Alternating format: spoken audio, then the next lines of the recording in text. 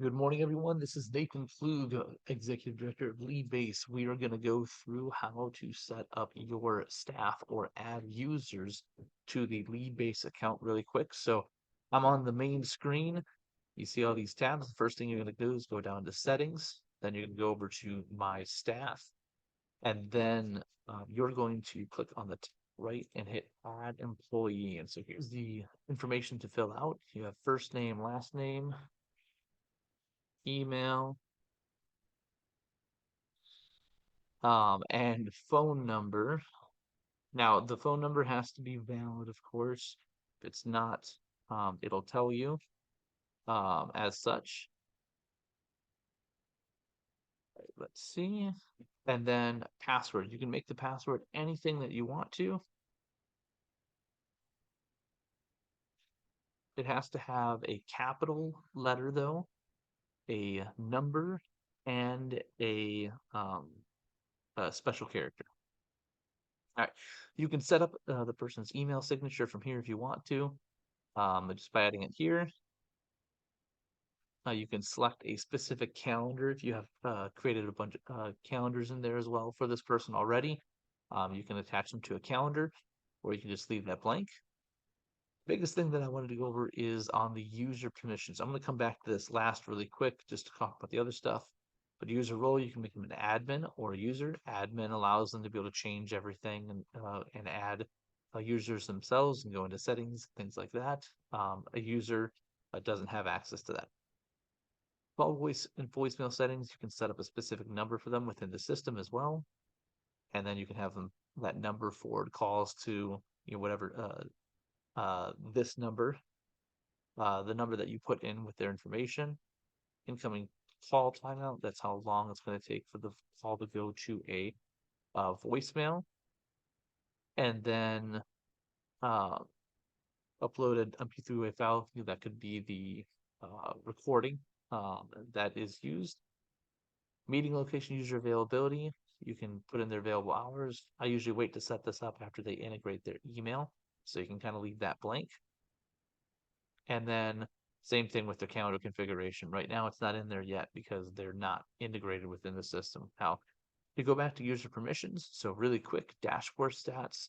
That's what we just saw on that first screen is the dashboard. So if you don't want them to see dashboard stats, you can put that on here.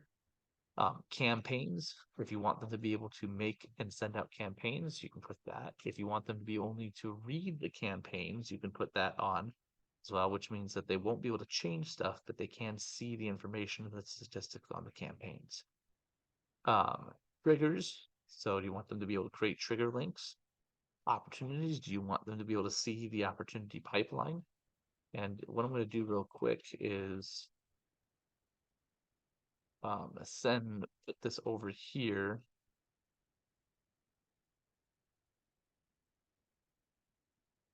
So that you can see those bars. So we'll go back to them. So opportunities, that's this one. So they won't be able to see that tab in the opportunity pipeline.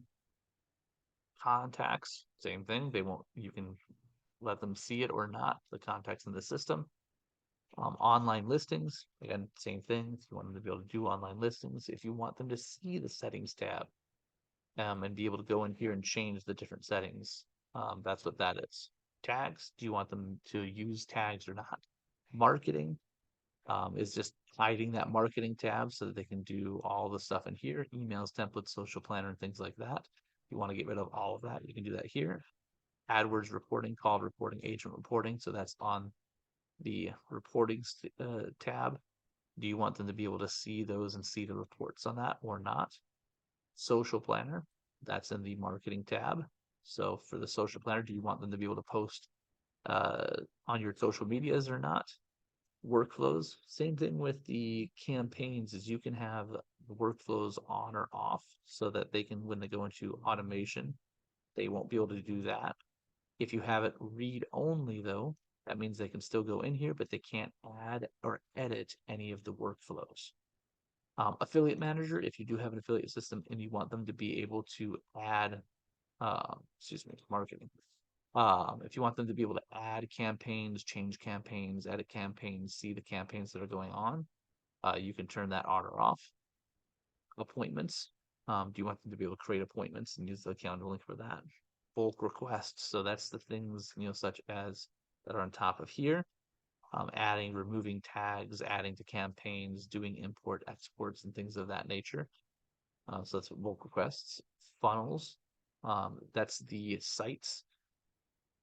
So do you want them to have funnels, access to websites, all those different things? Like conversations. Do you want them to see the conversation tab and be able to respond back to people? Reviews. Do you want them to be able to see the review, the reputation tab, and see reviews and what's going on there as well? Membership area.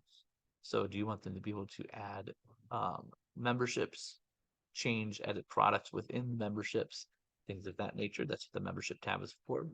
This is an important one. Only assigned data means that they will only be able to see uh, visually the contacts, opportunities, and conversations of the contacts that they are the owner of. So if you go into here, contacts, and you create a contact, you can assign that to a user in the system. And if it's not assigned, or if it's signed to somebody else, then they can't see that person. Um, Lead value, that's the, so when you go into opportunity, if you don't want them to see the values, so that right there, you can turn that on or off. Websites, we just discussed that a little bit earlier, but going into sites again, do you want them to be able to create or edit websites that you build in the platform? Facebook ad reporting, so attributing reporting, that's all in the reporting tab. Do you want them to be able to add or edit blogs? And do you want them to be able to use content AI? Remember, the content AI is, I think it's about $1 per 1,000 words. So if you have that on, then they can use that. If you want to turn that off, you can do that here as well, so they don't have access to that feature. That is all the permissions in the system right now. So you would choose all that that's appropriate for them, and then you would hit save. If you ever want to go in and someone doesn't remember their password or you want to reset it, last thing on here is if you hit reset password, that's going to send an email to them, um, and then they can reset their password, or you can change it here. And then after you change it appropriately, you can hit the save button, and then you can just tell them what it is. So those are your two options on that end. If you have any questions, you know where to find our team, and hopefully this was helpful for you to be able to set up your staff.